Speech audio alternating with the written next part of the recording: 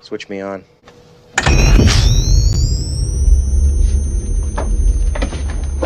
Are you ready, Captain? Aye, aye, Captain! I can't hear you! Aye, aye, Captain! Oh!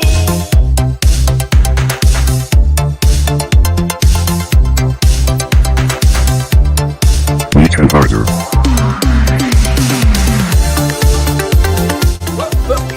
Here I come, folks.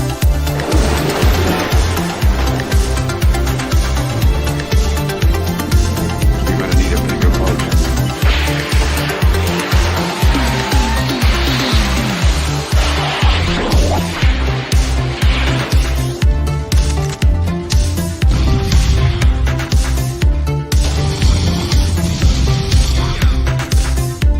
I think he can hear you, Rick. Don't move. It won't hurt you.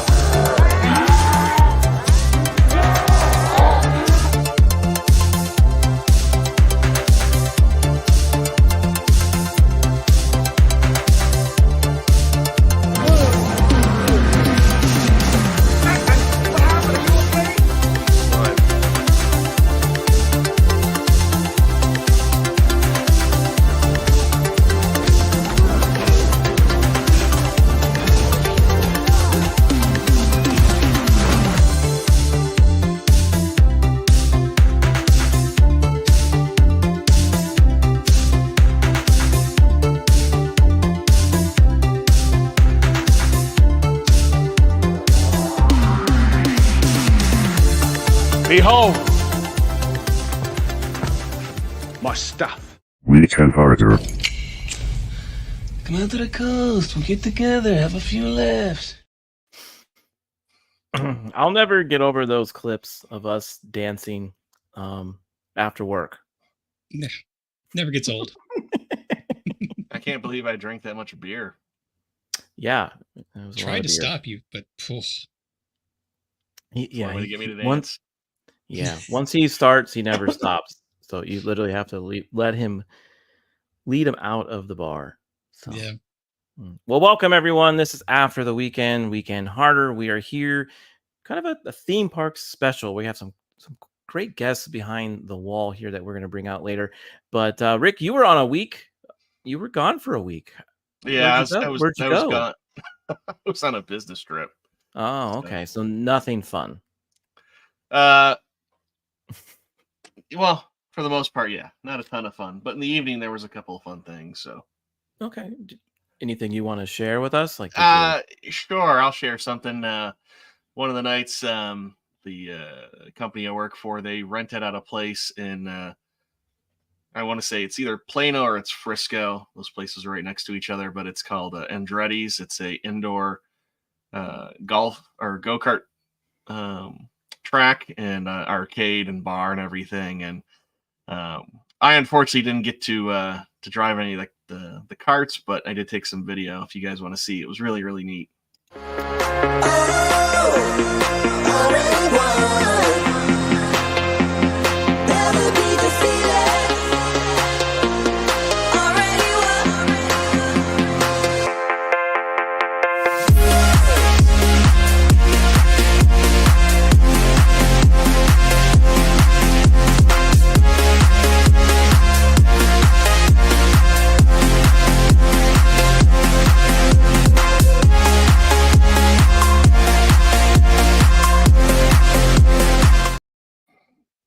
wow.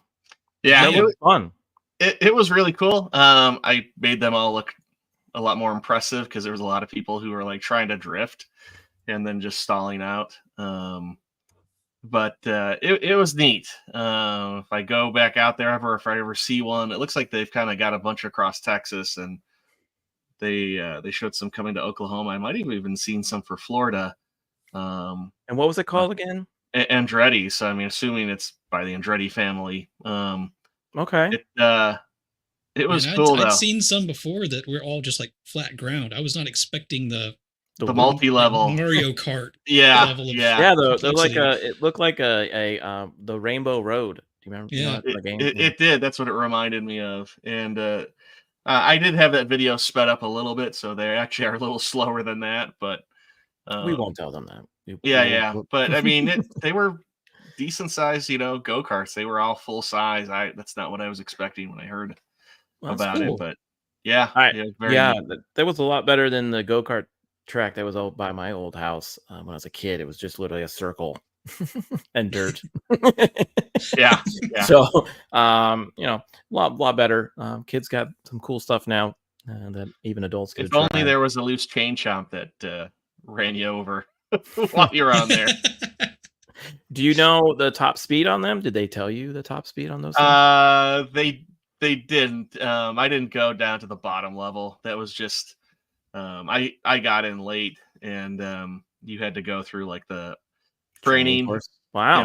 I didn't show up in time for that, so I didn't go downstairs. But where we were upstairs, you could like look out into like the balcony from like the private section and go Cool. out there and watch. So it looks like so. you had a fun work trip. So Yeah, it's yeah. it's I travel for work too, and it's always great to have. Yeah, you're doing the stuff during the day, but it's great to kind of hang out with your coworkers and doing some work stuff at night. So that it always makes the work trip go a lot better. But yeah, so what again? We are here Saturday night live, and then we're gonna do a special show of theme parks, and we're about ready to bring some of our special guests in. Rick, do you want to go ahead and do the introductions, my friend? Sure, I can do that. Well, we'll start off with a familiar face around here. Yeah, he's really familiar. Yeah, very familiar. A lot of Mhm. trouble this one. Yeah. But we're gonna bring out our good buddy Tom, the Rogue Attraction. Howdy, hello, welcome. Yes, I'm a lot of trouble. It's all Zort's fault. I don't take any blame. I'm blameless. I'm just Yeah. saying. Well, he does have a Um, lot of beads, so you did yes. something for those beads. Yeah. Well, How many- what I told what I told the nice lady shaking things in front of me, is that he's already naked, so you should just give him the beads. No, don't lie. Tell us, how many times did you show off your man boobs? That's not what they wanted to see. That's how you get the beads. They don't show you, and then they give you beads. I will say that actually some of these beads were just given to me, like this gator. It was given to me. I don't know why. No, A you little said gator what with a- really happened was there was a boat full of drunk people that drove past you, and they're like, "Get the tiny monkey." It was either the monkey or the gimbal. Either one, they were trying to aim for like a target. Like Okay. the number of times it went around the phone, I'm just like, oh god, like don't pull it off the Well, magnet. Thank God you weren't wearing one of those Dr. Seuss hats that they sell at theme parks. You know, those really tall. Oh, if I had that, it would be Or- funny. Like a little ring toss. Target. Yeah. I agree. Yeah, That would be good. Yeah, Mardi Gras is happening, right? It's a big thing. I So think it actually. I don't know what the exact date of Fat Mardi Tuesday Gras is next week. So after the weekend after the Super Bowl. Yeah, Fat Tuesday is this coming up week. Oh, I guess I'll have to go back there Tuesday. I believe it'll is. do better. It'll do better for the algorithm. All right. Thanks for being here tonight, Tom. No problem. Appreciate it. And we have another friend of the channel that we're happy to have on again. Yep. Somebody we actually met through you, Tom, and good friend of ours as well. Mr. Theme Park Casual, thank you for joining us tonight, sir. No, thank you for having me, and I appreciate that you did not say that I caused any trouble, so good. There's still time. Yeah, I know. Don't count yourself out. First time forever. Yeah. Yeah. We'll see how this goes. Yeah, we're very happy for your success, by the way. You've done really well out there in California. Thank you. Doing the Knott's Berry Farms streams and now doing Disneyland. So that's really cool. So we're happy for you, especially because you're a friend of the channel. And did you do anything exciting over the weekend? Did you do a race car track or get beads?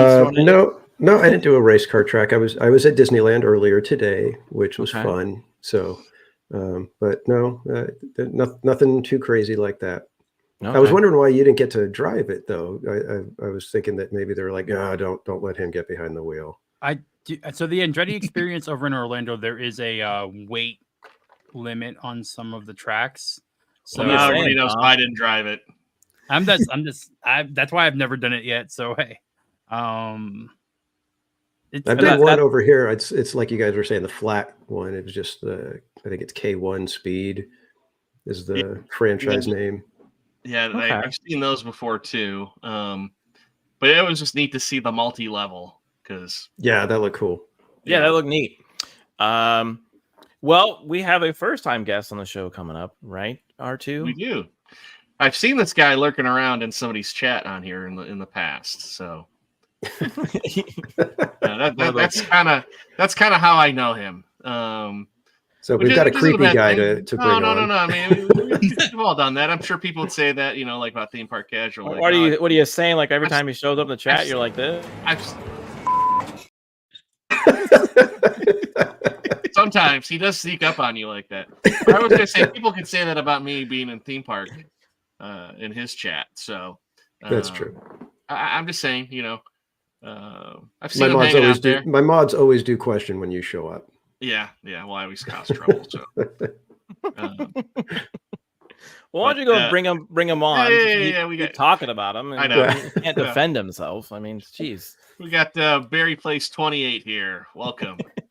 Thank you guys. How are you guys doing? And thank you for having me on the show. Appreciate it. Just want to let you know I'm not lurking. I'm stalking. Oh wait, did I say that? No, that's kidding. I was gonna say I think the lurking sounds better than the stalking. I feel like I was copying that face there.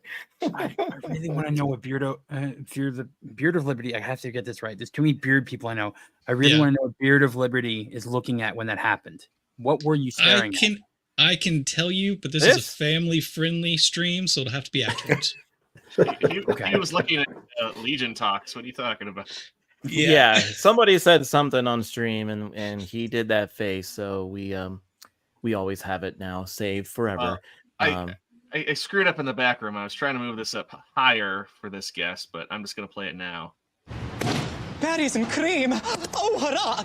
Berries and cream. Berries and cream. Oh, I love berries and cream. Barry plays on, and we have our good friend Tom, too. Yes.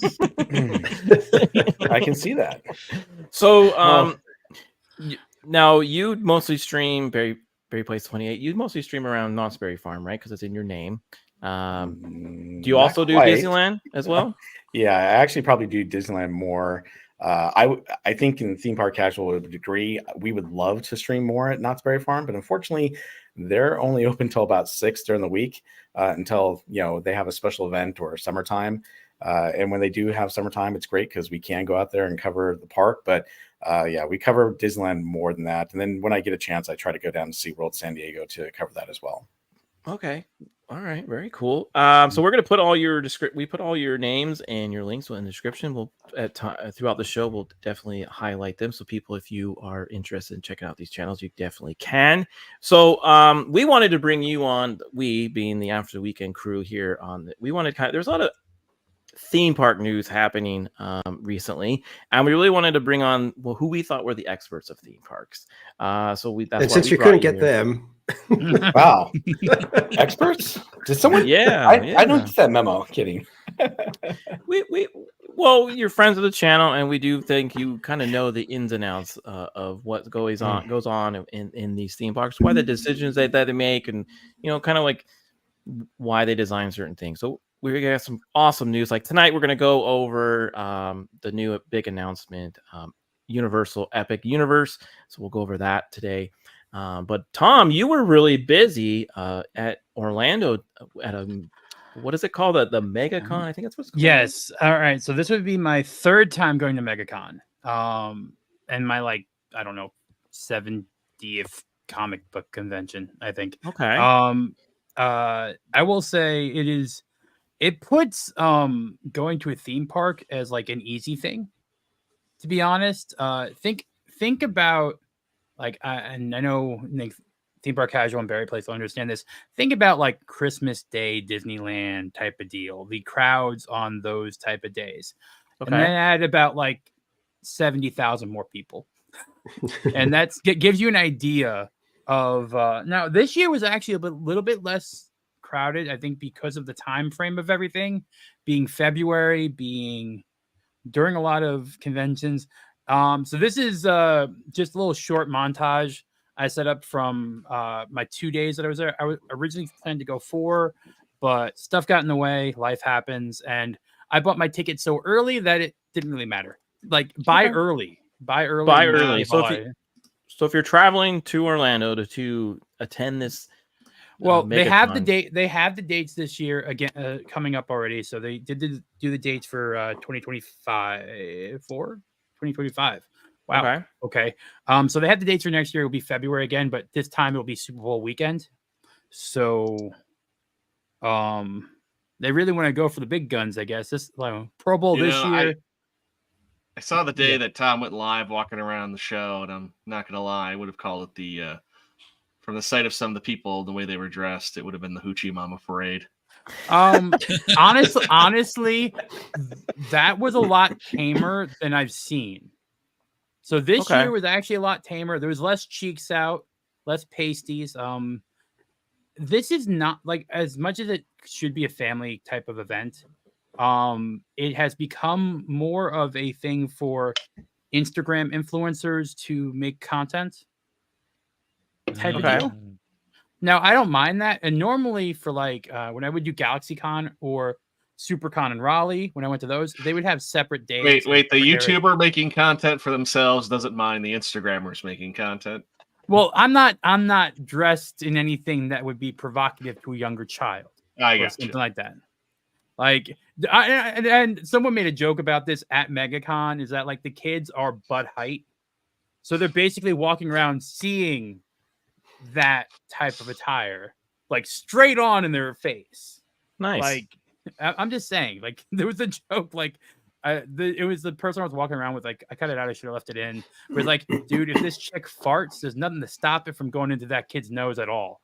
Like it was like there was some lady just like in a G-string, like at a selling like little plushy octopuses or something like that, and it's like is there any concept?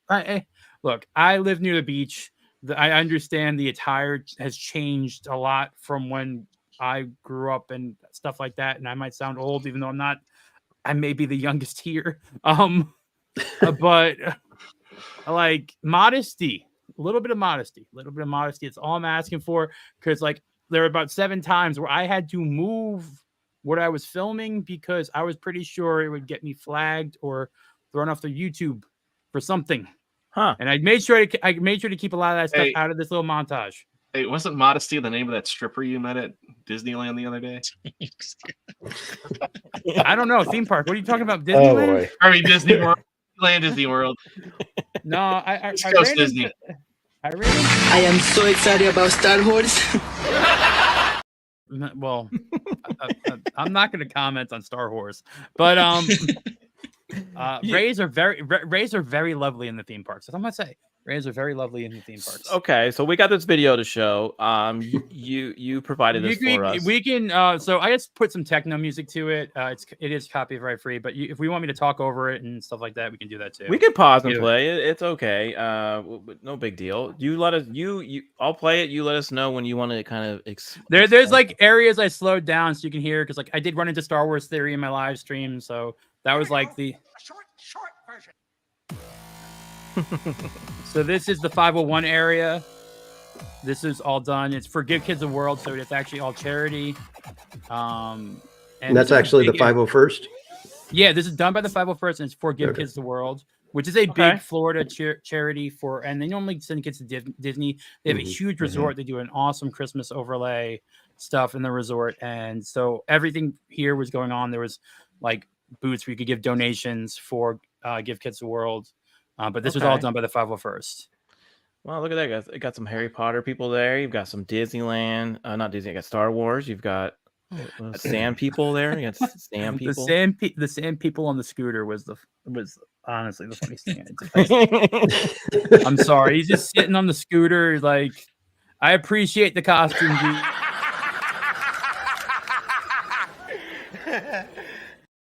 It's just like a bantha, right? Yeah, it's like a bantha. Now, like I said, it's a family thing. There's a lot of families, but okay. I mean, I don't see a lot of families, but I can see a I family. saw coming in. like a mother and a little kid. I don't know. Then I honestly don't get the idea. Well, there was two little kids right there. Wait, best part. Ah, Father and Oh, son dressed up nice. as Spaceballs. Spaceballs. That's awesome. Oh, That here we like go. that was like the kid didn't even know who Dark Helmet was. The dad just threw him in the costume. Oh, come on, Dad. It was a day out of school. Yeah, this was Friday, so yes, it was a day after. Dude, that dude is living life right there. Look how excited he is with his outfit and his kid there. That's awesome. Like that was what those are the moments I loved. There were a lot of father son costumes. $10 right there. That kid is going. I'm surrounded by assholes. I was so close to dressing up as Mog for this because I just thought like it'd be such a perfect easy outfit. But and again, like this is the type of stuff I love seeing. I love seeing people just bring in like this is great. And sometimes you get this at Disney World, right, where people go in character costumes a lot. This was like a fake cantina. The guy was singing like weird love ballads. What? Okay. Yeah, some droids. There was this is the droid builder community. Actually, this community, the guy who runs it, makes the droids that you can buy for $25,000 at Disney World. It's actually on 528 on my way home by the airport.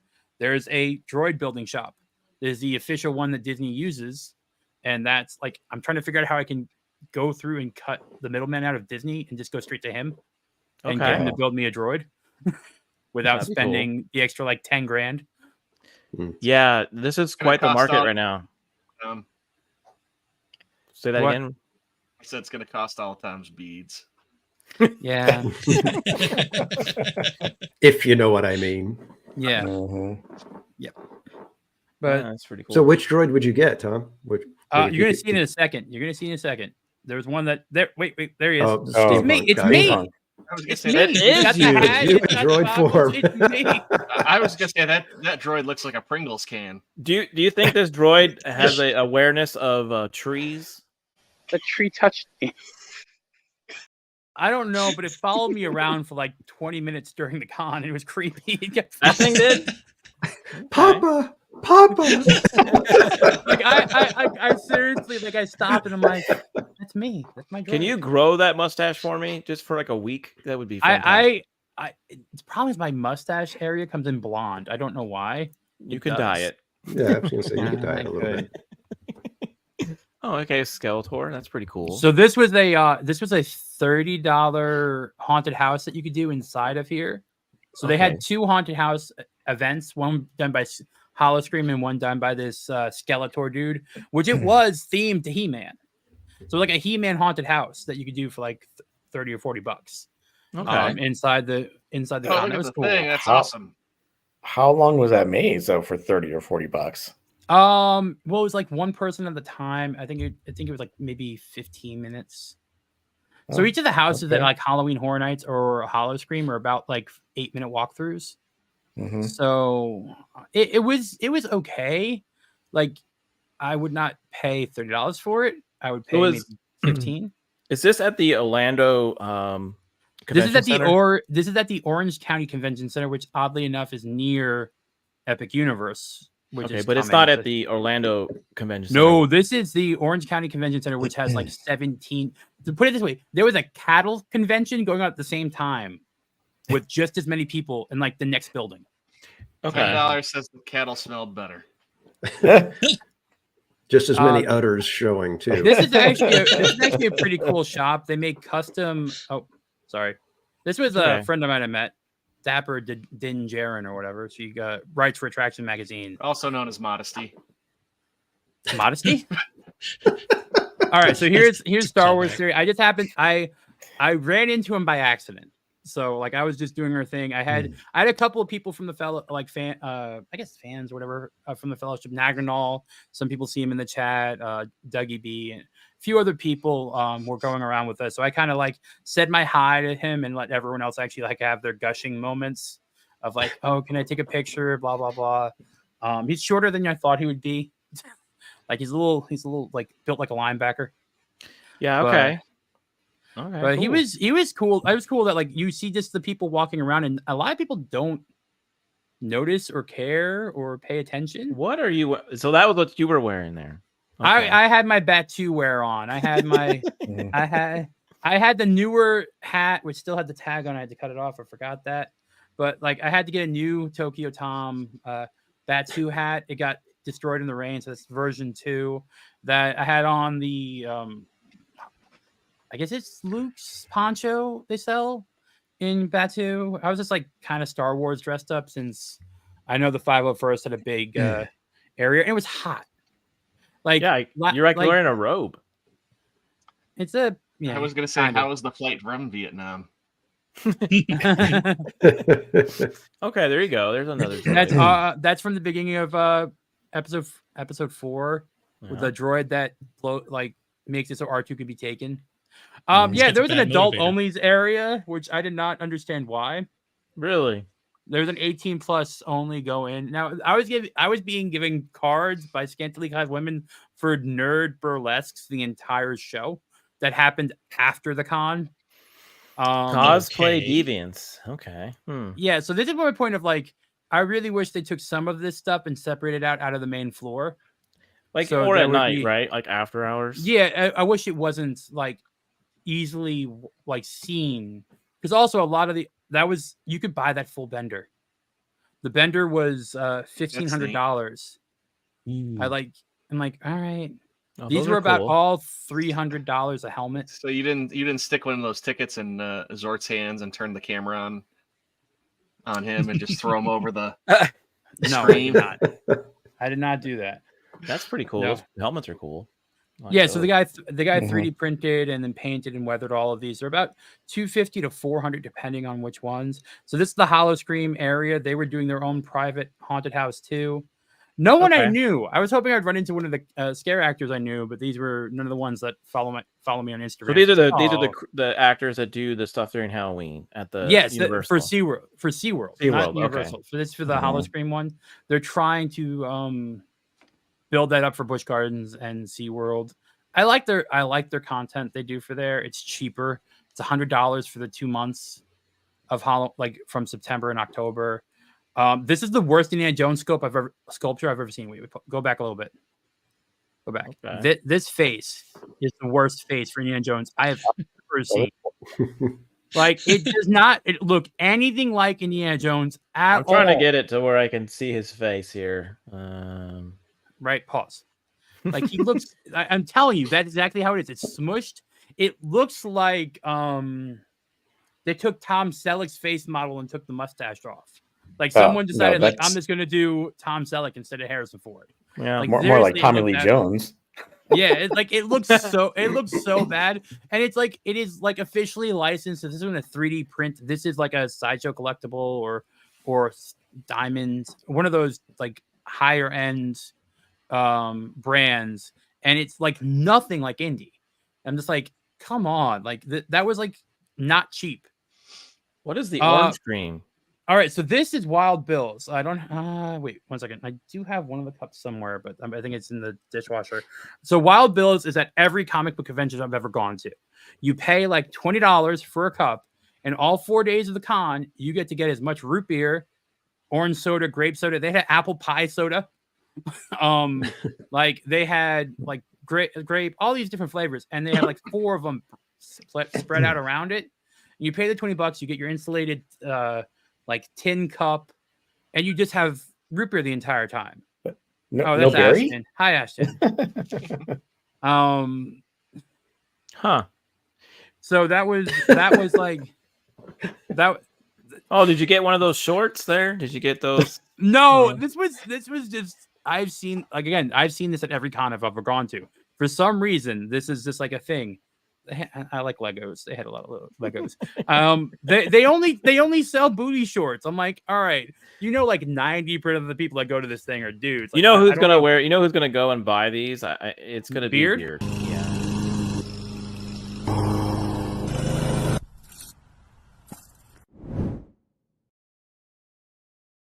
I'm telling you, What? How did I know that you were going to say my name, and y'all both went there instantly together? Don't worry. I mean, I'm sure You're probably not I'm wrong. sure your Bear, don't worry. When I think booty shorts, I don't think of you. So I'm sure your clients will give you.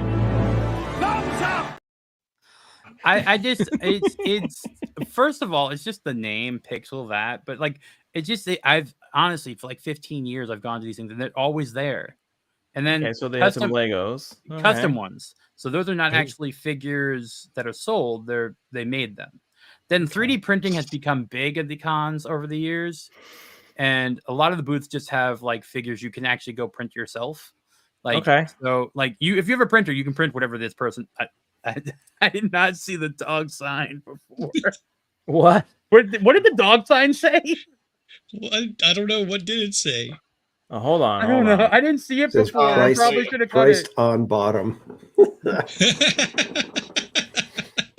That's pretty good. Yeah. That's cute. That's clever. They've got a sense of humor. They do. Most of the time, these people do have a pretty good sense of humor. The vendors here know that they're working for your dollar. They understand that. That's a cool transformer. Yeah, full size Optimus Prime. Again, this is not a young person's thing. Don't. Actually, the merch in there was pretty cool. I got a pink cow hat from there. This dude's my. All right, I like that dude. Wait. Go back for a second. I gotta give him a shout out. He made this. Too far. Whoops. So this guy's from Atlanta. I have to find his site. He makes these shirts that are like 3D, very colorful. Never show sweat. I love them for Florida. I love them. I have like 3 or 4 of them now. No matter which one of his shirts I wear, I get more compliments from that shirt than anything. This dude's got a really cool, clever, like the one I got from the con this time is all characters that are in like anime and cartoons that love food. So it's got Garfield, Shaggy, Wacko from Animaniacs, and like Goku from Dragon Ball Z, and Luffy from One Piece on it. And it's just like weird amalgams of characters with really cool, clever art style. So give props out to him. He's like, and that's why I like going to conventions, is for people like this. You can't find these. I can't find these shirts on Amazon. Like, these are his designs, his things. It was a $60 shirt for a t-shirt. Trust me, I didn't like that, but like, it's made in America. It's like all the shirts made in America, everything like that. So like, I like going to see small vendors like this that don't like have a big presence. And that's why I do like going, is like finding stuff you can never find anywhere else. If you find his website, let us know. We'll put it in the description. This was for R2. This was for R2, the little gun cabinet. Okay. This was like the ridiculous. So where is it?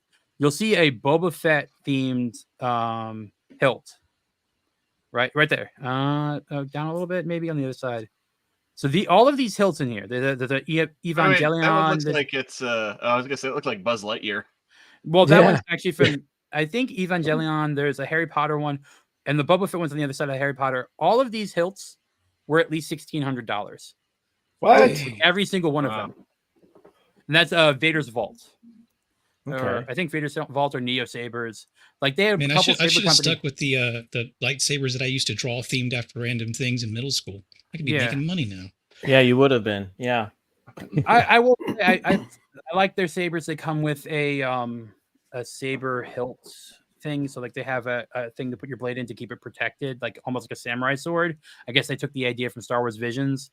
They're cool. They're good quality, and they have some cheaper ones, but like the ones you'd want to get were crazy. I'm like, you tell me, whatever. So for our California folks, would you say MegaCon is compared to Comic-Con out there in California? MegaCon is the biggest convention on the East Coast.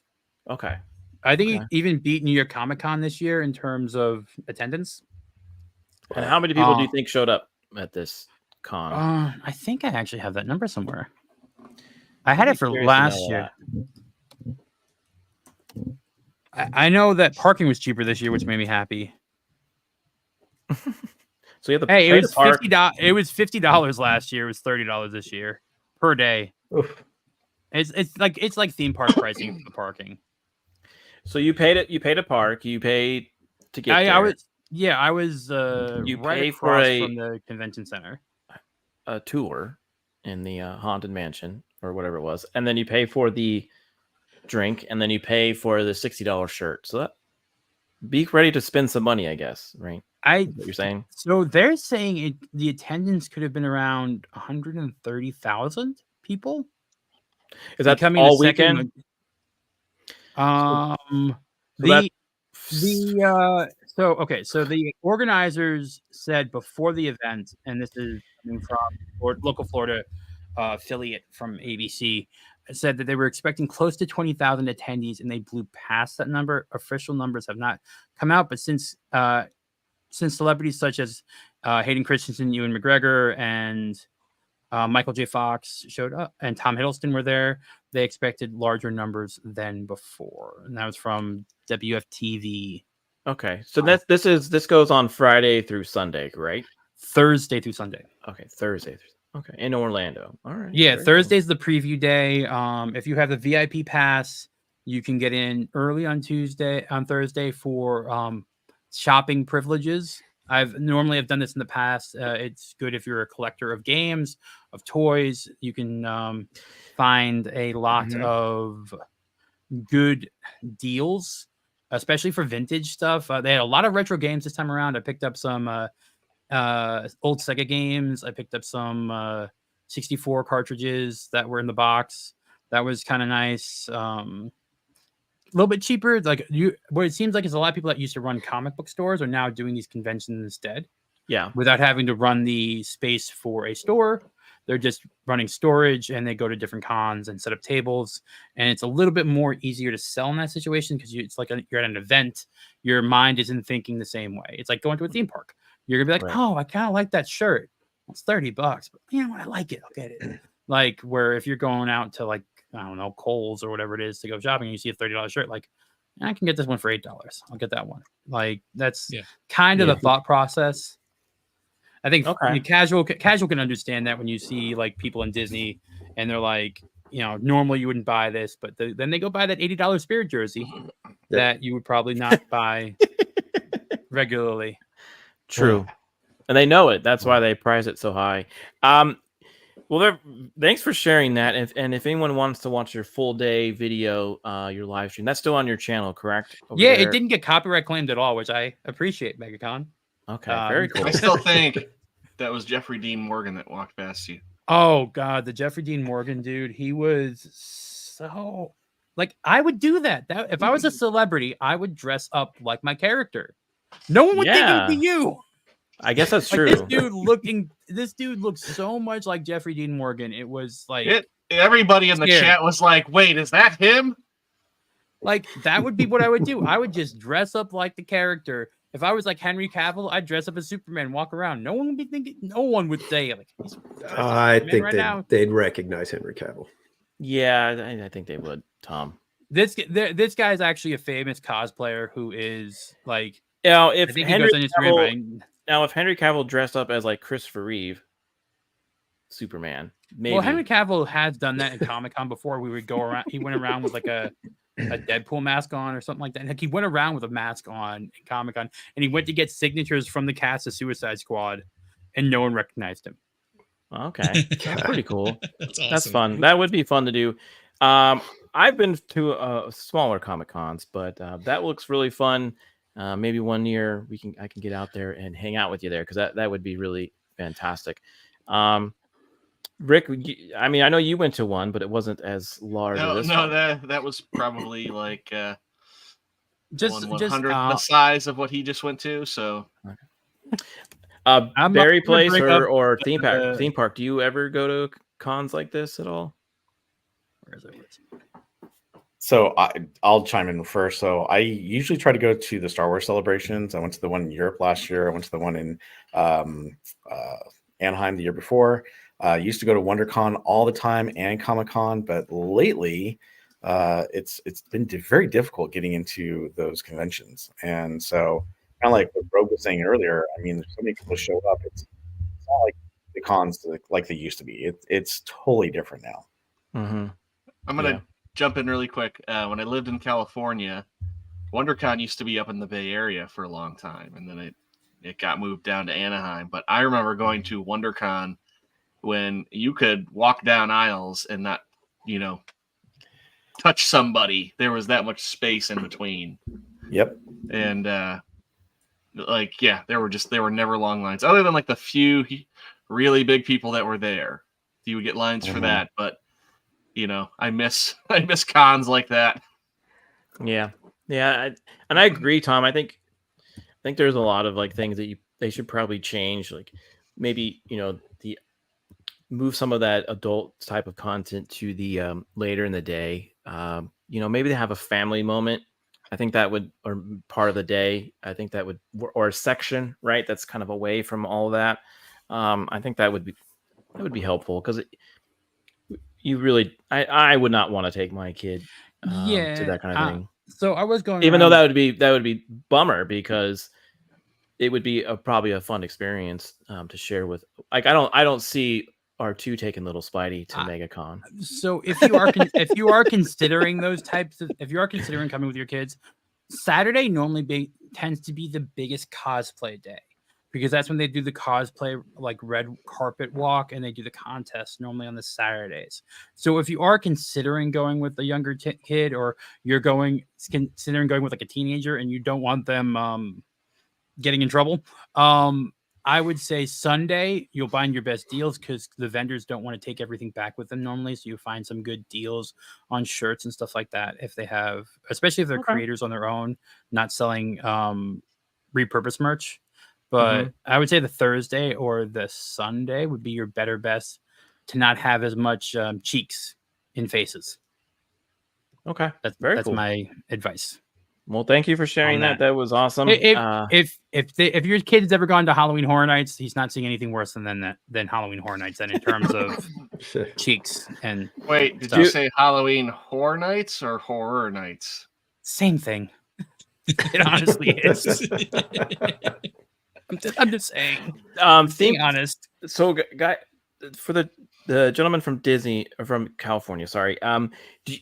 Do you experience this type of cosplay at Disneyland, where it's kind of like, well, you shouldn't be wearing that at the parks, type of deal? Like, it's not really cosplay. Disney wouldn't let them in if it was cosplay, but it is getting to the point to where things are. It's like people are coming in pajamas. You know what I mean? I mean, literally, it's their pajamas, and they want to be relaxed and whatever and all. But it's kind of like, seriously, you're coming in, you know, a zip up onesie pajamas, and it's just kind of annoying. And then there's the ladies that come in, basically they look like I just came from the gym and I'm going to go to Disneyland now. The athleisure stuff is an issue. The athleisure stuff is an issue, because it is, like, I would say that, like, Berry Place, do you see that at Knott's Berry Farm as well? Is that like a problem? No, definitely. A lot of people don't typically dress up for Knott's Berry Farm, and you know, if they do have special events, usually Knott's doesn't let people dress up. They are doing something tomorrow, because they're having a peanut celebration, and it's a Charlie Brown Day because of Charlie Brown's birthday. So they are going to have a photo shoot in front of one of the stages there, where everyone's wearing Charlie Brown t-shirts. So that's kind of cool. But they don't do a whole lot of that stuff like that. And even at Disneyland, there's not a lot of people wearing crazy cosplay, risque stuff, like Casual was saying. It's just a lot of people getting really casual. Oh, I like how it worked that in into the parks. So you want the theme parks to be more formal, I'm guessing. Well, it's not that formal. It's just funny how you say, like, I don't know. I wouldn't let my kid, you know, wear the PJs to, you know. Right. I get that. You know, I'm not gonna lie. That's kind of a good though product for theme park casual pajamas. Yeah, but I want you to look fashionable and casual at the parks, you could put a tuxedo, but not that casual. You know, if tuxedo pajamas. Hey, if you had tuxedo pajamas, or you would be, you know. Who's your big stud?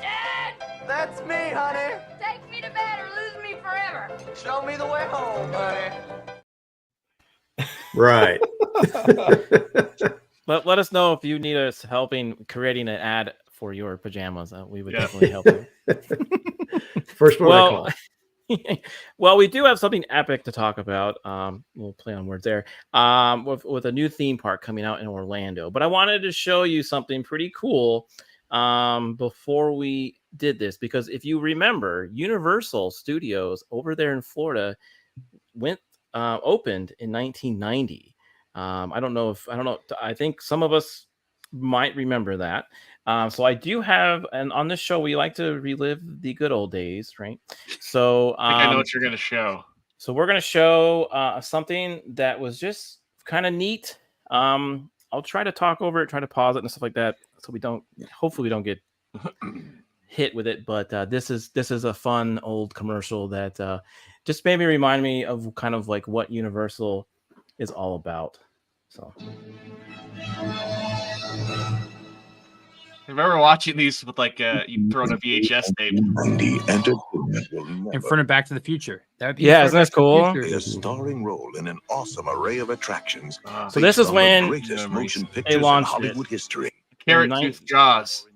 Yeah, 1990. Yeah. So this was in Florida. Yeah. And these are all the original rides and attractions.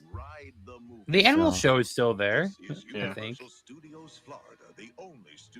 Harry and the Hendersons. Yeah, Harry and the Hendersons. Love that movie. Classic.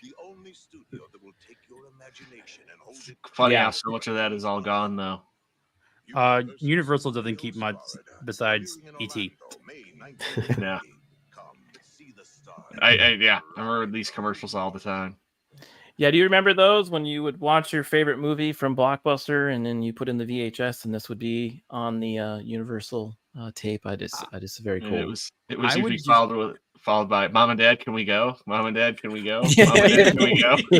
So, that's not the one I remember, and so I remember the one that had it was the one that in front of Back to the Future 2.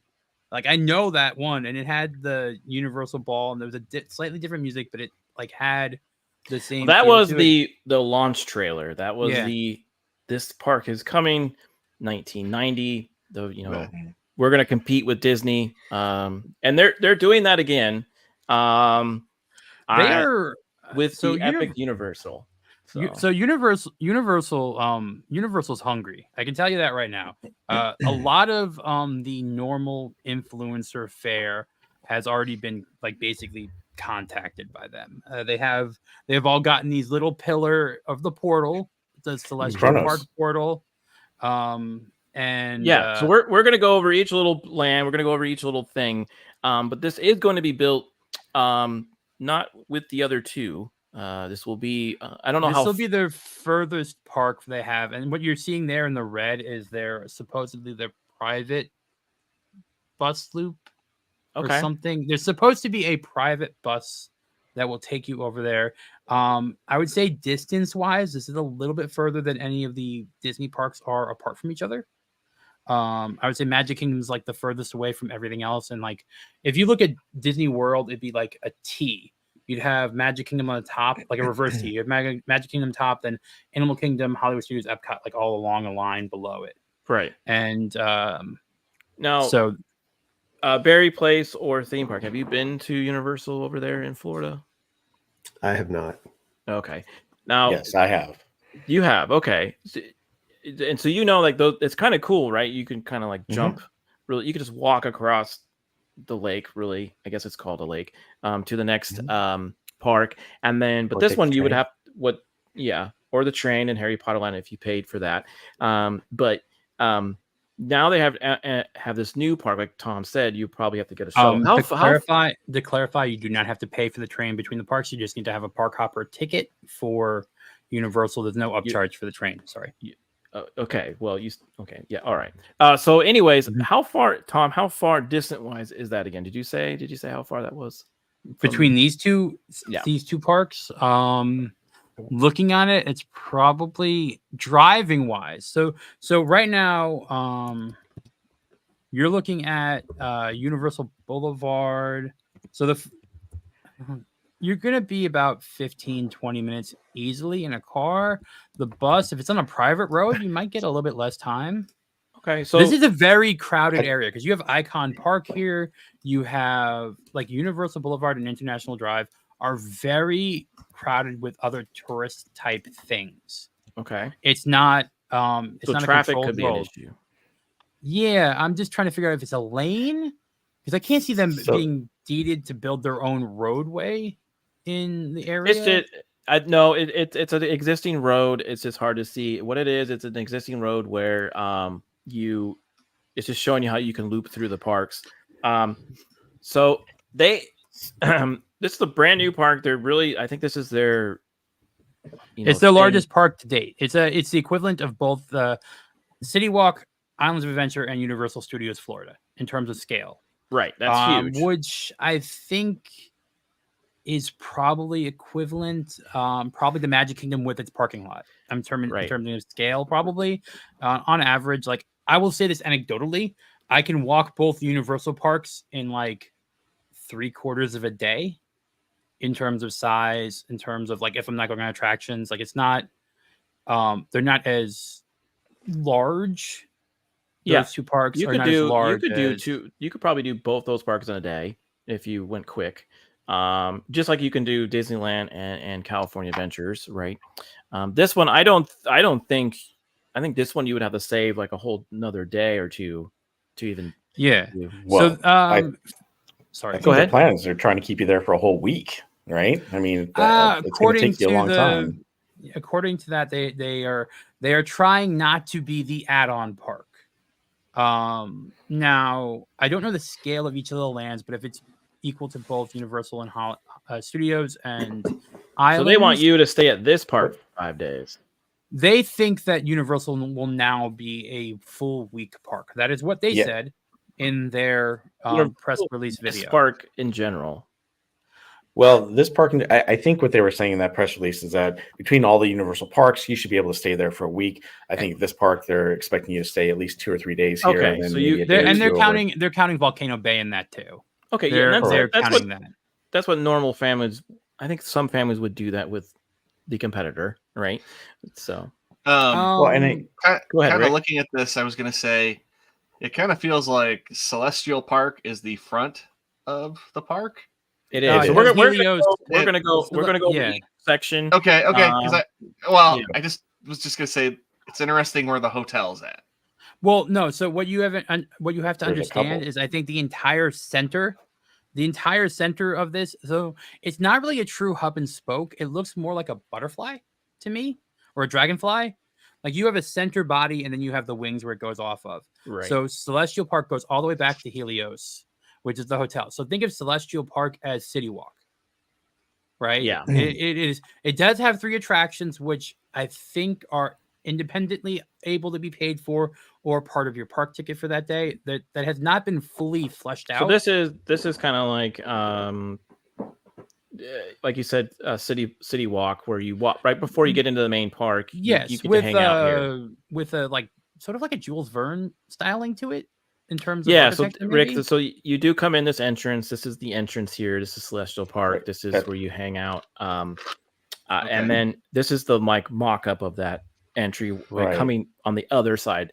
And that I know main center part is called the Chronos. That's what you're walking through. Okay. Yeah, that's your portal. The Chronos is your portal. That's the thing they're using a lot is portals.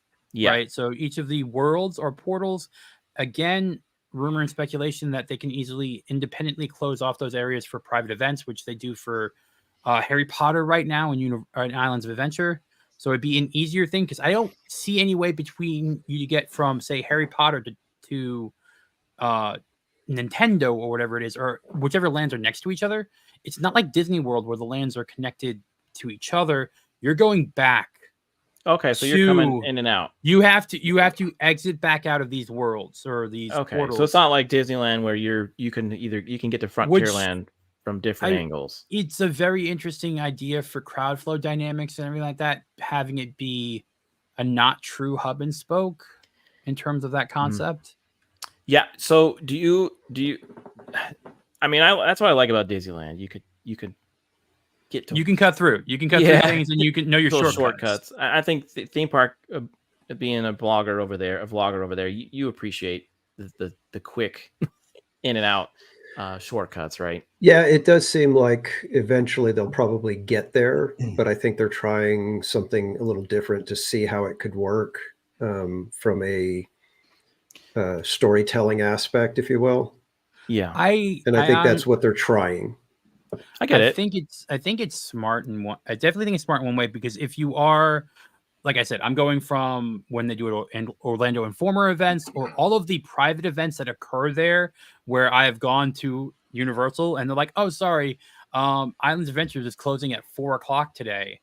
They want to make this so you can have your convention in Helios, your corporate convention, and you can rent out Nintendo for the night, and it won't affect the rest of the park. Okay. Because you won't have to go in there. You won't even notice it. They just close that portal for 8 to 12. So that's how I see it. Okay. So Beard, have you been to any one of these parks before? Have you done a theme park? I don't want to leave you in the back there. So No, that's okay because I have not. Okay. So if you were absorbing this, okay. What are your thoughts so far as what you have seen, what we have shown as the entrance way? Do you say you never? This will be your first park you ever go to. What would you be? What would attract your attention first? I don't know, just the entirety of it. I'd probably be like a little kid again, just in awe. Just yeah. Oh, look at all the things. and Universal's really good at that. They've done that with Harry Potter Land, where you feel immersed, and Disneyland obviously is really great at that. Right. When you walk through Cars Land, you don't recognize some of the things around outside of the park. I think that's always great.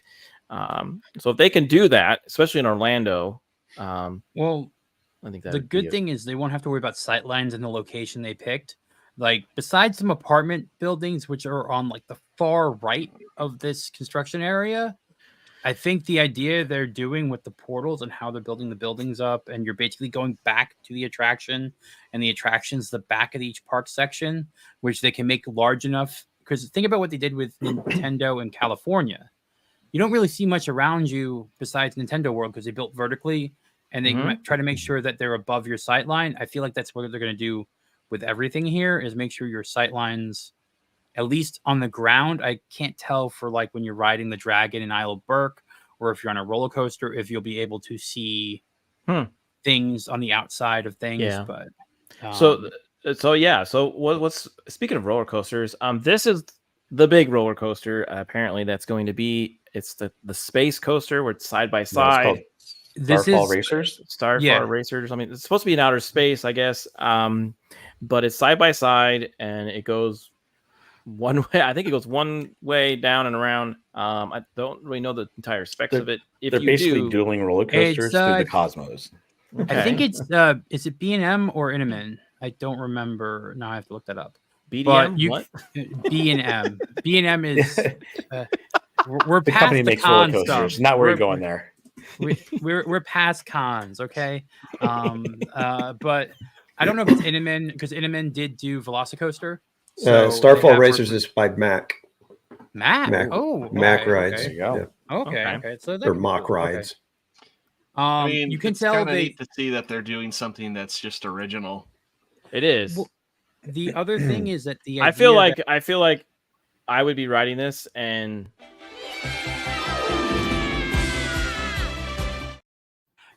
you know, I think it's interesting. This is supposed to be their flagship coaster in this park, you know, and there's so many worlds and so many new rides that they're building. It's amazing, but this is like their go-to for Celestial Park, and they're excited about this one. So Tom, you're saying that if you don't pay you can technically pay for a ticket just to ride that. Okay, so you can go into Celestial, not go into any other parks, and just literally ride this one if you pay. Yeah, that is what they're saying, because they're going to try and do some new form of ticketing system that hasn't been done before. But the idea is that the 3 attractions inside of Celestial Park, you don't have to go into the rest of the park. You can just do those 3, and you can. I think that is what's being discussed now as like a taster.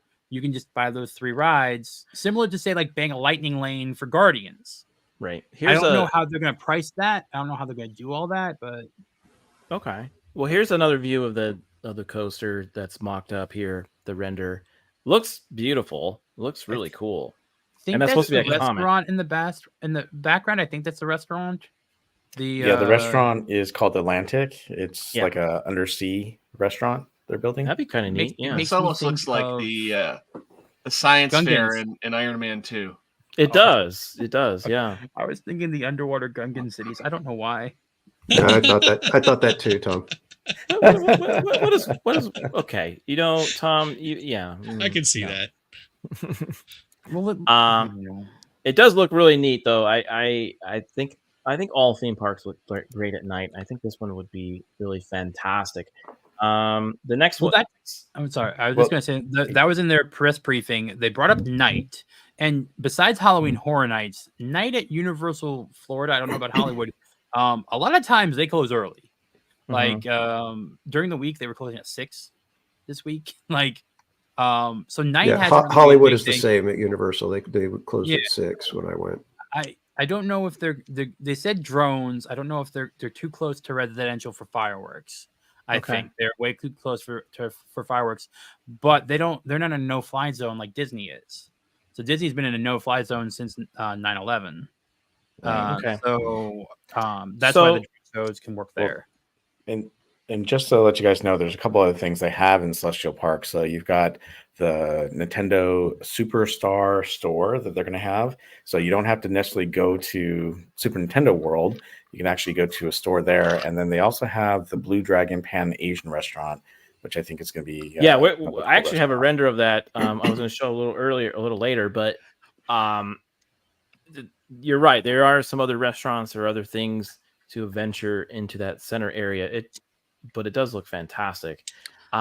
This is one of the first land or portal.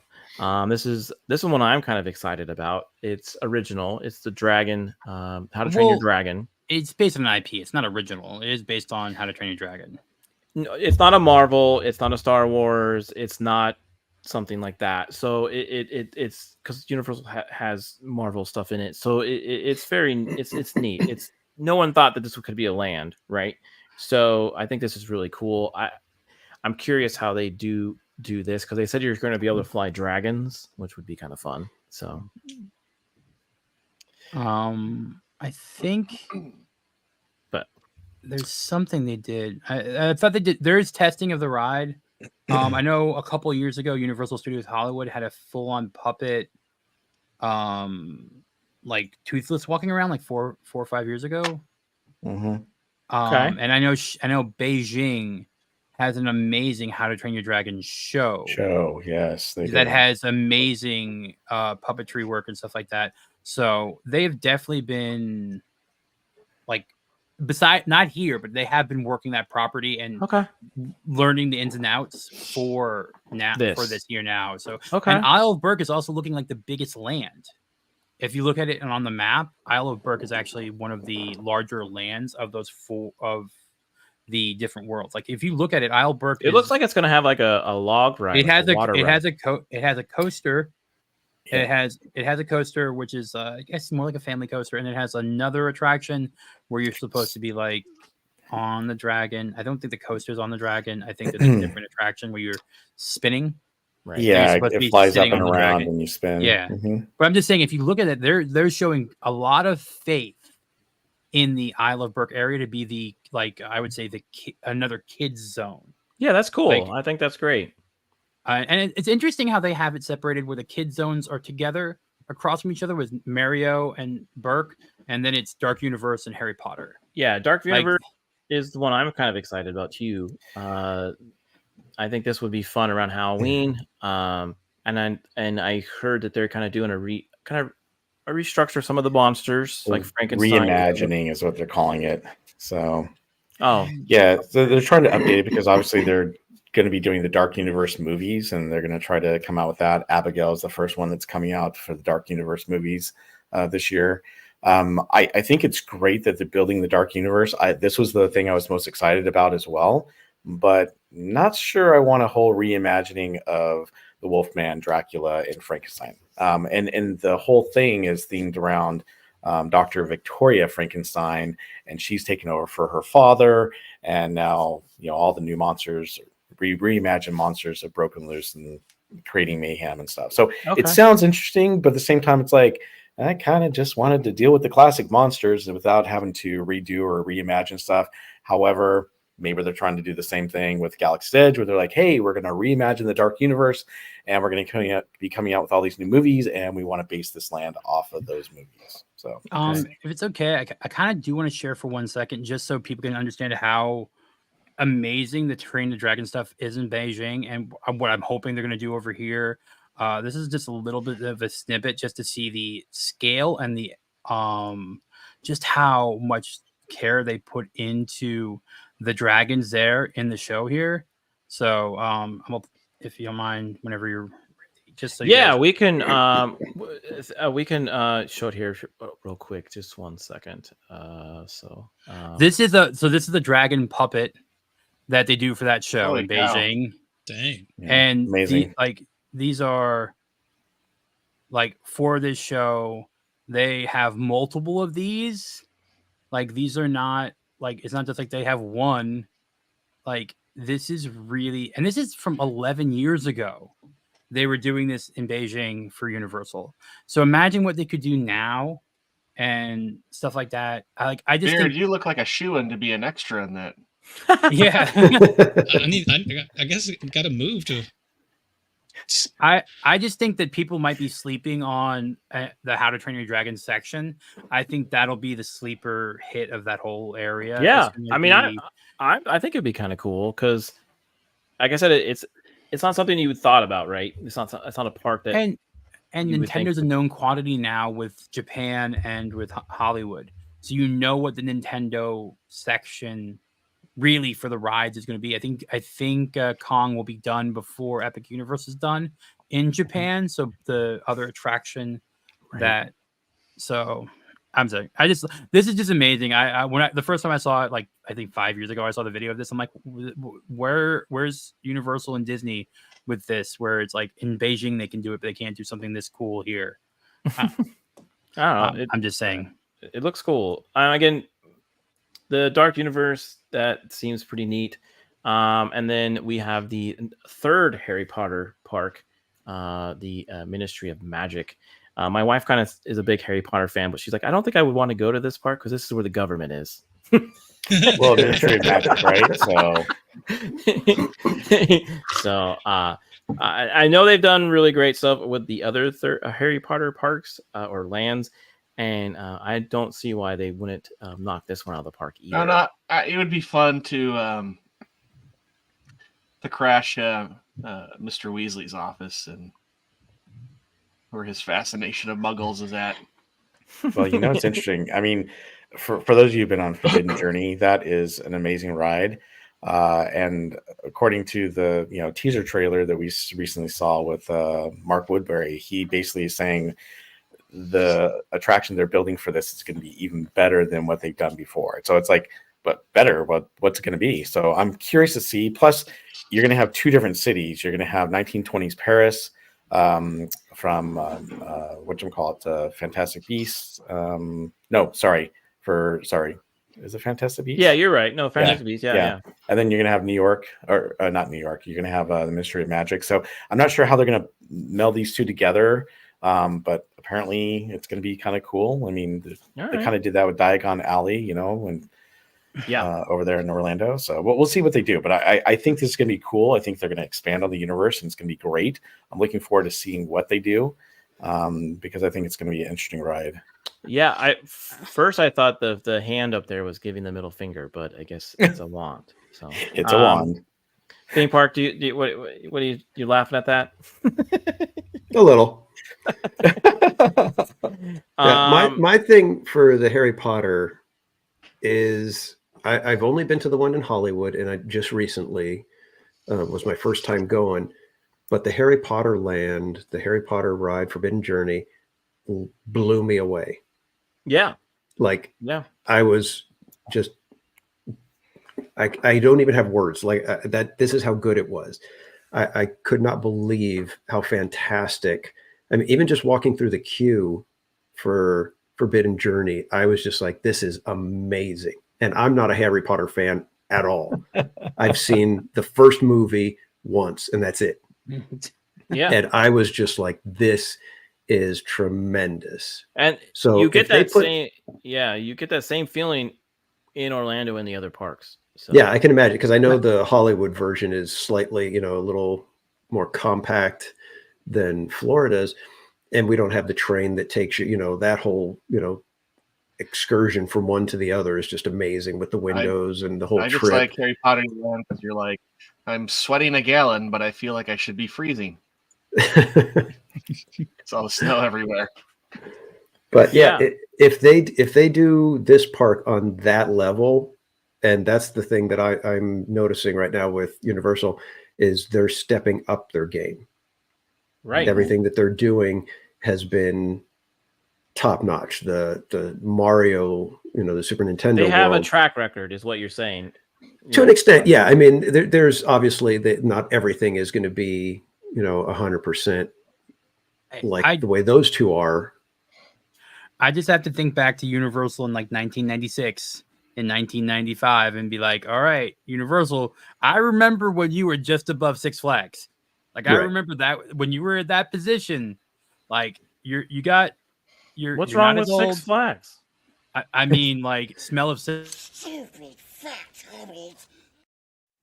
I'm just saying, I mean, the smell of cigarettes everywhere, alcohol smell everywhere as a kid was very, yeah, but I mean, with Universal, even Secret Life of Pets, I didn't get to ride it, but I've seen the footage of it.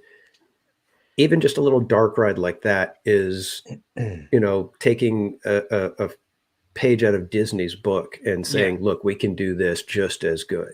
And if they can do an entire park like that, it could be one of those, flashpoints in the industry again, the way Wizarding World was. Yeah, they could really put their money where their mouth is as far as competing with Disney. Right. One of the things that sorry, I didn't mean to cut you off. No, it's okay. Go ahead. One of the things they said in the beginning of that teaser trailer they sent us with Mark Woodbury is he said, we asked everyone, we asked the fans, what is it that you want? What do you want to see? And they basically said, we want an immersive park. We want immersive lands, immersive rides. That's what Disney's all about. I mean, everything that they do is immersive, and it's nice to see that Universal has been going in that direction. And to think that they're going to build a whole park that's going to be kind of immersive, that is going to be amazing in itself. Right. So I think that is their goal, and that's what they're trying to get to. Yeah. For a moment, I thought Barry Place was going to say, "We want the Harry Potter government." Well, here's another one where a lot of people are boy. excited about. It's the Super Nintendo World. And this one's supposed to be, I guess, a little bit bigger than what they have over there in California. Going to be the biggest. The biggest. So this one I'm kind of excited about as well. I mean, I'm excited for all of them, but this one, I think Rick, you and little Spidey would have a blast in this park. Oh yeah. Like, what would you think? What would you think little Spidey would do first? Gosh, I mean, I think the fact that like a big part of it is like the interactive portion with the wristbands. I don't know. I could see him like wanting to go like run over and like do every single one of those. I think he would have to before he got on a ride. Knowing my kid, he's such a completionist. But great, yeah, I mean, going on, Mario Kart would probably be the thing to do. Yeah. I'm looking forward to the Donkey Kong Land, though. I mean, look, we've seen what they've done in Tokyo with the Yoshi, ride, which they're going to have here. We've seen, and some of you have been on the, Mario Kart ride, so that's great. But the whole new Donkey Kong Land added onto it. They're going to have a roller coaster, right? Yeah, it's a roller coaster. It's a roller coaster. It's a side-mounted track roller coaster. Mm-hmm. Now, so the idea is, sorry, go ahead. I say not to change subjects really quick, but Universal has announced that they're going to have a mini park outside of Dallas. I actually think in Plano. Yeah. A 90-acre park, which is funny because my dad has 90 acres south of me. Every time I go to his place, I'm always like, this is putting a mini theme park on your property. It makes me kind of surprised that they haven't really announced what's going to be there, because it seems like Super Mario Land would be a shoo-in for a park like that too. Yeah, well, maybe we'll get that here soon, because they're actually currently building this park, Epic. So yeah. I mean, maybe they're just waiting to announce that one till later. I think it has more to do with Peppa Pig over by Legoland. that announcement. Peppa Pig has been very successful. You talk about the Legoland in Texas there? No, the Legoland in Florida, they built a Oh. Peppa Pig park just for the one character of Peppa Pig, and it's been very successful for young families. Yeah. In terms of their, so I think that I think Mario might be that, but I don't think Mario. I say Mario. My dad. I know my dad's name. I've said it for my entire life. I ain't gonna change it because somebody who's in Japan tells me it's different. You're right. It is Mario. Mario, not Mario. Mario. If you're from the Bronx, you know what I mean. Okay. But let me continue my Excuse statement. me, sir. Bringing out the Bronx. Look out. Like I said, What you just years of my life. I'm pretty sure I know how to say it. I'm gonna start slinging the gabagool now. Gabagool, jeez. I'll accidentally say a curse in Italian. I don't want that to happen. No, you're fine. But my point is, I don't think necessarily I would see Super Mario or any of this as young kids IPs. I'm assuming they're going to try and look for their Bluey or Peppa Pig for Universal to have a type of deal. Well, I'm surprised Disney hasn't announced that they're going to try and put Bluey inside of their park. Oh, they're gonna have another Bluey, another type of Bluey. But anyways, this is one of the restaurants. I think that's the Blue Dragon Pan Asian. You mentioned this restaurant. earlier, so this is the Blue. This looks fantastic. I would love to eat here. I think this would be. Did they say who's is it run by Universal or is it like Landry's or Patina Group? I wanted to say it was a Landry's restaurant, but I don't remember for sure. Okay. I mean, I like the idea of them not doing a brand. Like City Walk has a lot of brands that are not just in City Walk. It's like the idea of an original concept. Yeah, this looks great. Go ahead. I just want to know who else heard a gong when they saw this picture. Yeah, I pictured Tom in his hat. I pictured Tom in his hat hanging out here. Yes. I immediately thought of South Park and the Hey, what's the name of what's the name of the panda in Kung Fu Panda? Isn't it Poe? Yes. I just see Tom coming out and be like, Poe. So just a little FYI about this restaurant. So let's see. It's a culinary journey across Asia at the Blue Dragon Pan Asian restaurant. Step inside a bustling courtyard where it's always evening under the glow with ethereal lanterns. You can enjoy authentic Pan Asian cuisine, dazzling neon dragon as it chases across the wall and curls up. And you can also have a cocktail at the Tiger Bar with 21 and over. So they have a Tiger Bar, and then they said, fun fact, be sure to keep your eyes open while dining. The signage around the restaurant contains many Easter eggs of Celestial Park you won't want to miss. It looks like they're trying to do like hidden Mickeys, but with Celestial Park. So okay, very cool. It looks like it's going to be right outside the hotel. Yeah, it's right outside Helios. Mm-hmm. That's one of the full service restaurants. That's awesome. This looks beautiful. If it even gets to this from this mock-up, I think that would be a cool place. Speaking of the hotel, this is the hotel, and this is I think it's a 500 room hotel. Yep. That you could stay and hang out all day long at the park. So this is a beautiful hotel. If they can only keep it clean, this thing will always shine, always look great. In Florida. It sounds like it's going to be like the Grand Californian over here in California. It's going to be very upscale and very pricey and very expensive. So I have a feeling the hotel rooms should be pretty clean. So you said that they hoping to sell these out to companies to book. I'm assuming. Well, I don't. So right now, Universal doesn't really have a convention resort. That is my understanding. I don't think they have like Disney has Coronado Springs. It has Contemporary. Disney has a lot of convention hotels. Like they have a lot of space they use for conventions. I do not know if Universal, I don't think Aventura, Portofino Bay, or Royal Pacific, I don't think they have convention space to my knowledge. So I'm wondering if that's one of the things that they're trying to do for this. This would be a neat hotel. To do a comparison, this is 500 rooms. Contemporary is like 655, so it's on scale along with that resort, just to give like a So Contemporary is the one concept. that's just right outside Walt Disney World, correct? Yeah, it's and it's also like, you know, whatever, 50 years old, but like it's giving an idea of scale. That's a similar scale. This is the consumer facing side. The back of it is just kind of like reflective mirrors. I'm really wondering how that's going to work with people driving they on don't the care road about right next to it. Like, I just think of that for a second because I've seen it a couple times driving home, because I do pass Epic Universe like every time I leave from Universal. Like, I drive past it, I see it being the hotel being built up, which is an interesting thing because it's like facing towards regular Universal. No one else is going to understand that besides me, but it's like facing, at least they're facing it towards Universal, not towards Disney. Oddly, I don't know. Hmm. I hear something. Very cool. Very cool. This is Sorry, were you guys going to talk about the other 2 hotels that they have as well? There's 2 more going over into that area. I didn't. Well, no, so I don't. they're I don't also have going to that have on property.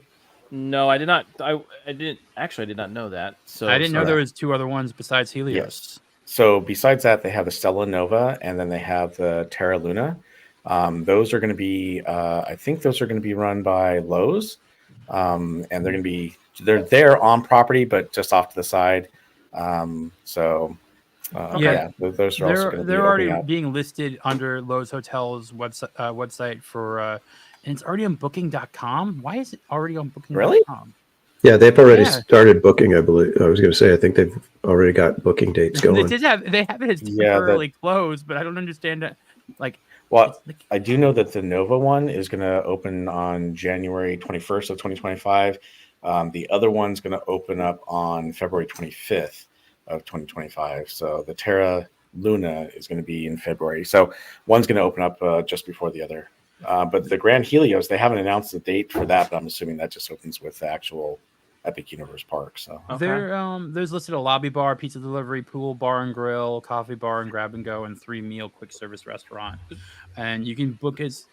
I don't understand how it says I can book right now for February 10th. Lowe's. Well, this is it open? Oh, maybe. Well, sometimes you can book hotels even before they're open. So this is the construction. This is kind of gives you an idea of the size of it. They have pricing already Pricing? for the Universal Stella Nova Resort. For January 21st, checkout. So I guess we have an idea of when it's opening then, because I have check-in and checkout dates available of January 1st, January 21st, 2025, and January 22nd of 2025. And a 1-night, 1-bedroom, 1 adult would be for a seasonal rate of $189 or a valued partner rate of $151.20 for a room. So, okay, hey. Tom, see what happens. Rooms. That previous picture you were showing of the construction, it kind of makes me wonder if they're going to do, like, how many of these parks do what Disney World did, where they do kind of I like can book the it. false floor, where like I can book it. It'll be first floor is $212. actually like corridors that you can travel through. Yeah, I'm sure they'll have something like that. This is the roller coaster. I think you're referring to the first picture I showed where it was. Where like the main construction. Yeah. So here's the hotel. I'm guessing this is where Tom is talking about the mirrors. No, that's the hotel I'm talking about then is actually the Stella Nova. Because that's the image on the website is the what I see all the time leaving home. This is the different. This is the Helios. So they're like deluxe ones. So that would be equivalent to Hard Rock for. I'm still amazed I can actually check. They're letting me do it. Okay, great. Well, I guess you'll be doing a podcast from or a live stream there. Well, no, but theoretically, did we just leak a date for the opening? You should book. No, I think that there's people that have been talking about it and already have their booking dates. Yeah. By the way, just going back real quick, you guys were wondering how far it was from Epic Universe to the other Universal parks. I did it on Google Maps. Now, granted, not all the roads have been finished over to this park, but if it is true, we're looking at about 6.5 miles from Universal to Epic Universe. That's not too bad. I've been over there. It's not too bad. I mean, a family, you would hopefully they have some kind of shuttle service if you are staying at one of the other Universal hotels. Hopefully, they can help you kind of get around. Now, looks like the mountain. I'm guessing in the Dragon, How to Train Your Dragon area. They got that going on. This photo was taken a few weeks ago, so this would be Super Nintendo World. Yep, And that's then- Super Nintendo World right there. And I'm guessing, I think Harry Potter. Burke is further up. So this is Harry Potter.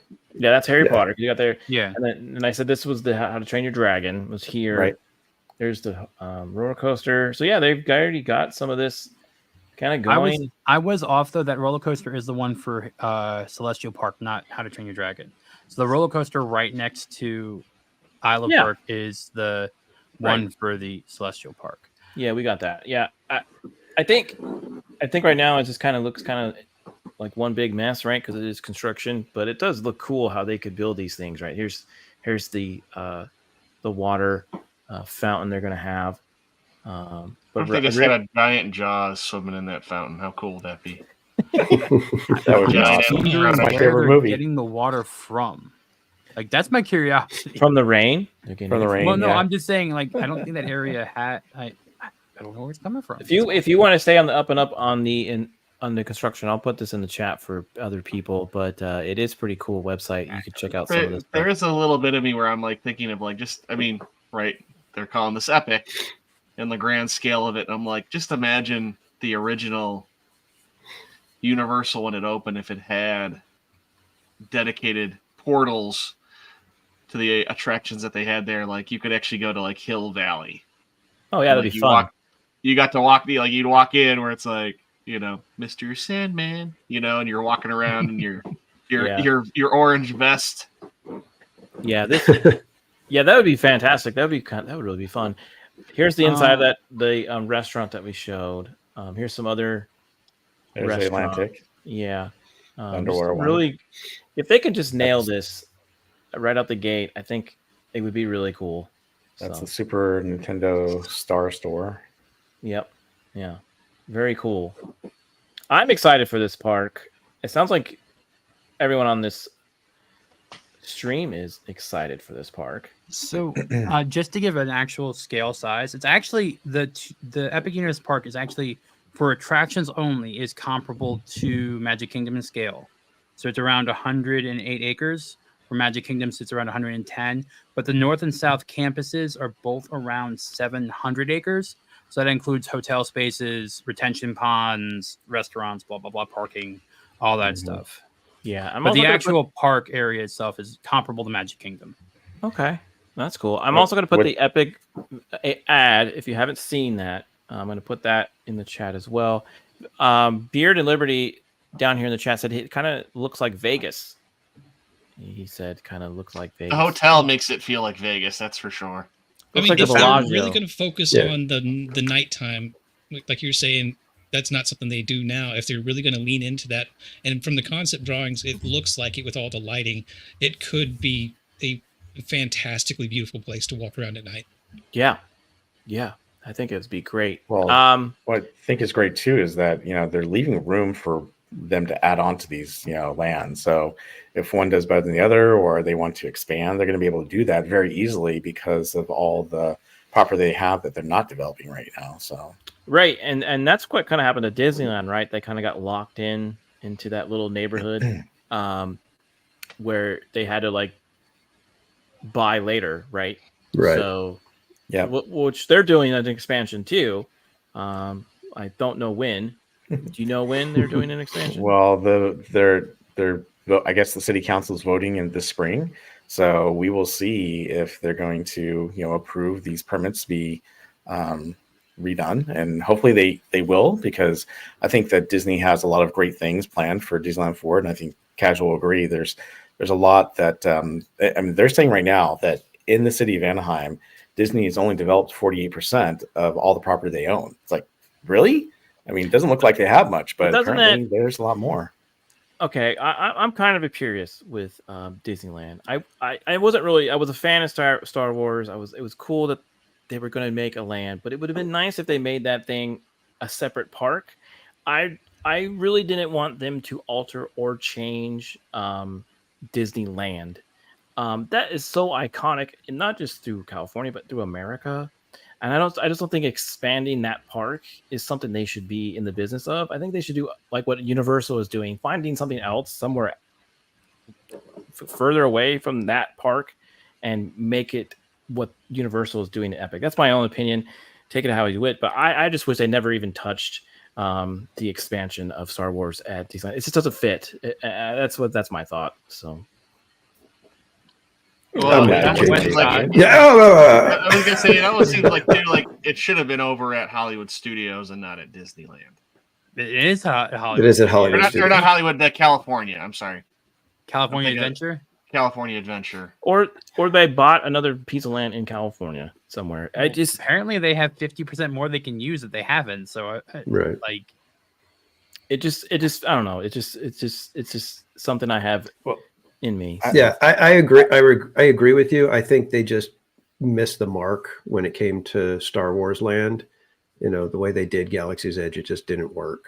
I think they were too busy trying to recreate the magic that Harry Potter Land created, and they just it's not the same thing. Well, they were just extremely cocky about the whole thing. Well, I don't think they. That's what she said. I think we have to realize that the Imagineers on the project did not want to make what they were putting in. Right. That was not what they were planning on, and that's what they were working on for like years before. Right. I mean, it was Bob Iger's idea. Yeah, they're bringing the whole. Well, we could have a whole for the whole. We can have a whole stream on Star Wars Land. What's wrong and right. I will say the one thing that they did right for Galaxy's Edge compared to Harry Potter Land, which I've been in both Hogsmeade and Galaxy's Edge, is I can walk. Like Hogsmeade, they put the butterbeer cart in the middle of the walkway, which is the dumbest thing ever to do for a walking path. Oh, we're gonna put the thing where everyone waits in line. They want you to get that first. Well, you can go into Hogshead Tavern and go and get all the butterbeer there without it being a thing in the middle of the walkway. You can get your butterbeer in 3 broomsticks. You don't need to have it in the middle of the walkway. There's my rant. I'm sorry. Okay. We love Tom's Okay, rant. Rob. Now, if only they came out with this. I am so excited about Star Wars. That one's going to happen near Vegas. So okay. Okay, let's say do you plan on, once this park is finished, out of the 6 of us, do you plan on trying to make a trip over there to see it? I'll start with Barry first. Yes, I would like to go in 2025. I don't know if I'll get to go over there in 2025, but the answer is yes. I'm excited and I'm looking forward to this park. Awesome. Theme park. What about as you? of right now, I would love to get out there. I don't know if I will be able to. Same as Bob, but if it's anything like I said, if they're going to be building it in the same scale and quality as Harry Potter and the Super Nintendo World lands that they've done, it's going to be one of those ones where I'm like chomping at the bit to get out there. And Tom, we know you're going to go there. So. I already booked my room for the 20. Yeah, we're moving on. I will take my 45-minute drive because this place will be closer to my house. Thank you very much, Universal. My only question is how much my annual pass is going to go up. That's my only question because I'm like right now it's sitting at like $700 for my level of Premier or Preferred, whatever pass at Universal that gets me Halloween Horror Nights, Express Pass, and all that. If that goes up to like that's the thing. Pricing is where Universal needs to hit the sweet spot because Universal here is like Disneyland. It is a locals park. It is very much like it's very much after 4 or 5 o'clock. You get crowds of people coming in with their Express Pass to go on rides. Before then, you might have a couple international guests, but it's not a big time. Like it's not crowded like a lot during the off season. So if they price this too high and have a little bit of hubris, that's gonna be an issue. I would undercut the annual pass. I'd be like, all right, you know what? Say $1,200. I would say that's okay for an extra park in there. But if they go north of that too much, A lot of people here have 2 or 3 annual passes. Like Okay. a lot of people here have a Disney and Universal annual pass, and one will suffer at some point. And they're gonna not let you just do like I would just say, all right, well, I've done Universal and Islands to death. I'll just get an Epic Universal only annual pass for a year, just because it's all the new stuff. Can I just do that for $400? That won't happen. Hey, Rogue, I know we're in California, but we pay $1,650 for 2 parks. I still pay $700 for my annual pass for Disney because it's grandfathered in well.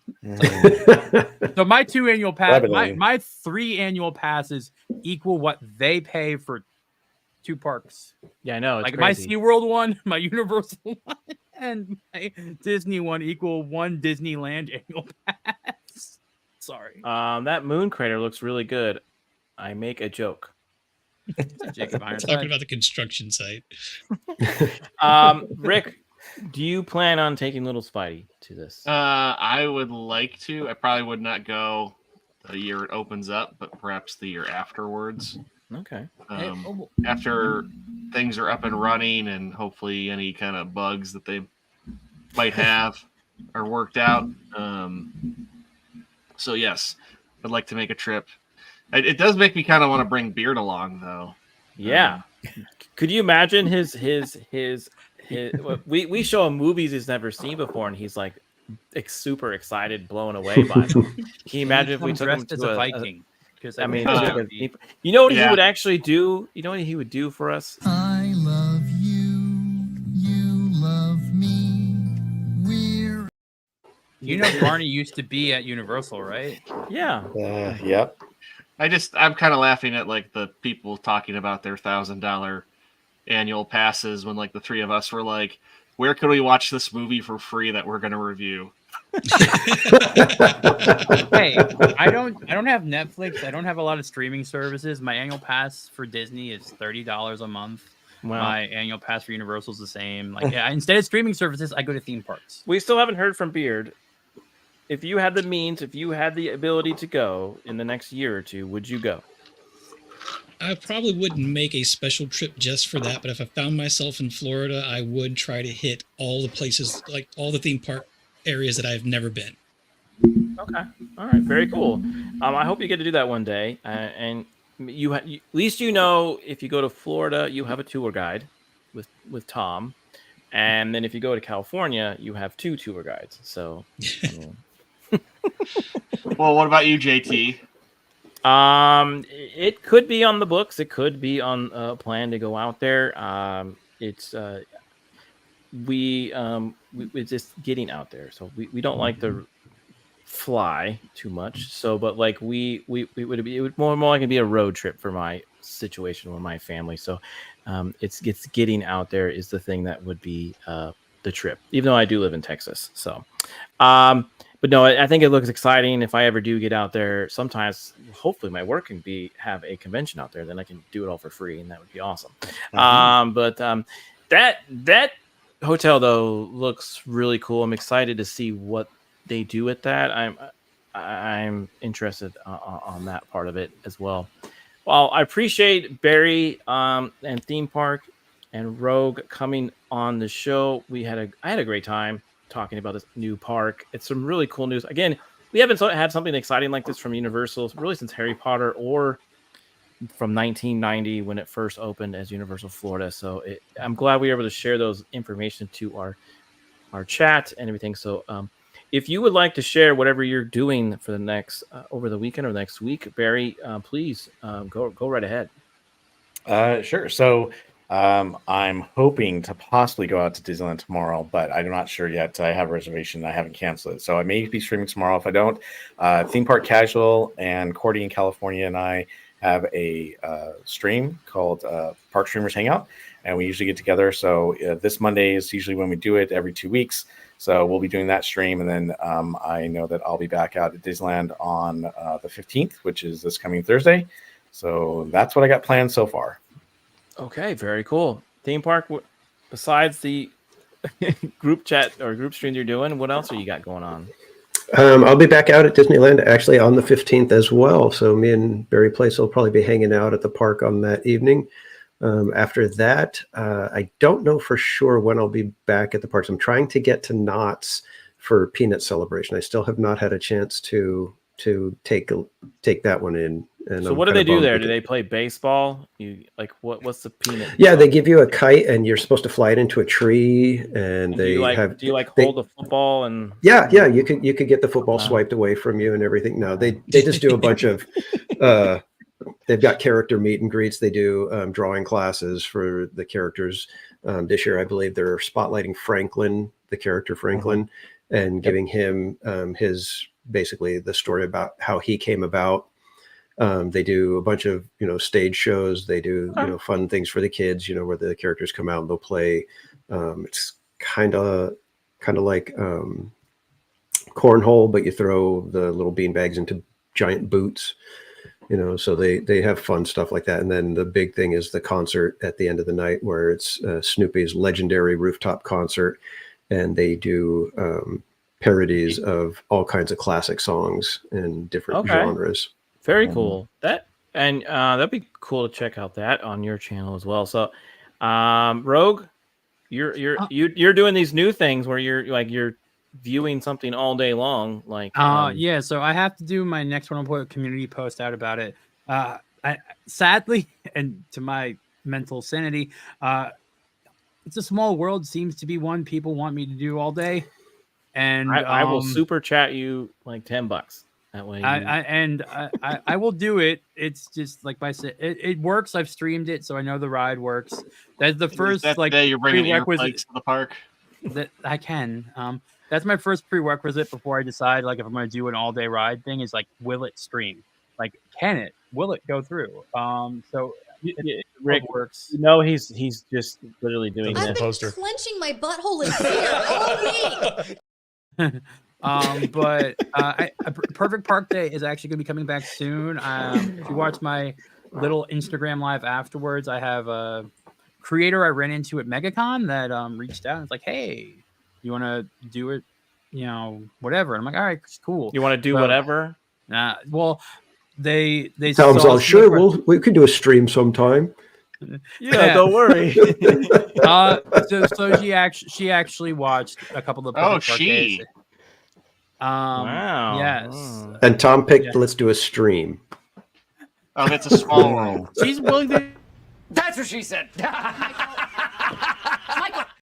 She's willing to drive 3 hours down to the park. Hey, whatever. Did you get her to watch the show tonight at all? Our show? Did you get her to watch our show? Did you share the live stream with him? No? I did share the live stream in my community. I put a community post up. Okay. Because I did. But besides that, at some point, me and Theme Park Casual want to do another coast to coast stream for Tower of Terror and Mission Breakout. We got to plan that out. For me, it'd be easy. I just do single riders. I don't think Mission Breakout has that, so I don't know how we're gonna. It'll be tough for me. And that sounds fun. Yeah, those are cool. I like when we do those, just because it gives you as Theme Park himself said, Tower of Terror is the superior version. Yeah, it is. I was very sad when they rebranded that. Well, Rick, what do we got going on Monday? We're continuing our theme of rom-coms for February, and we're going to be reviewing Fools Rush In. He missed. It's RomCon on ATW. I'm sorry, you missed it. Rom-com on ATW. Thank you. Whoa. What is that? It's my cowbell gun. Hey, look at this. We got a new subscriber. Hey, cool. Nice. Excellent. Good to see you. Thank you. I'm not sure how to pronounce that, but we appreciate it. Do you want to try that, Rick? I think Beard should try that. If I had to guess, I'd say it'd be something along the lines of Etisham Hassan. Whoa. Yeah, he did that a lot better than I was going to. All right. Beard, you're always doing, besides being on a show on Monday with Fools Rush In, what else are you doing? Are you doing anything else? I think the only thing I have confirmed for next week is Roman of the Empire. We're doing an 80s music kind of top favorite bands and such like that. I might be on Jacob's show on Tuesday. He's already out of the chat, so I can't confirm that yet. But I'll update folks on Monday when I know more. Okay. All right. Very cool. Well, again, this was fun. And I appreciate you all coming out and hanging out with us for almost 2 hours. And Beard, I did enjoy your commentary of because you've never been to a theme park like that. So I think that's really cool. Rick, do you have something to say before do you have like a quote that you have or anything like that? You're always good with the quotes. I know. And that was the one thing I meant to plan for. I was working on other stuff for Monday night, and I'm like, I need my quote, and terrible. Okay. Don't have one.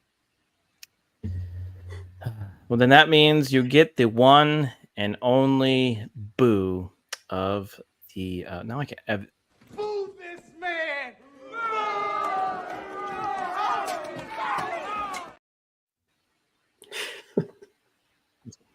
Everyone, have a great weekend. Rest of the weekend. We'll see you Monday. Fun. And we'll see everyone later on after the weekend. Take care. Truck to refrigerators to dumpster, 360 spin onto the Palace, backflip gainer into the trash.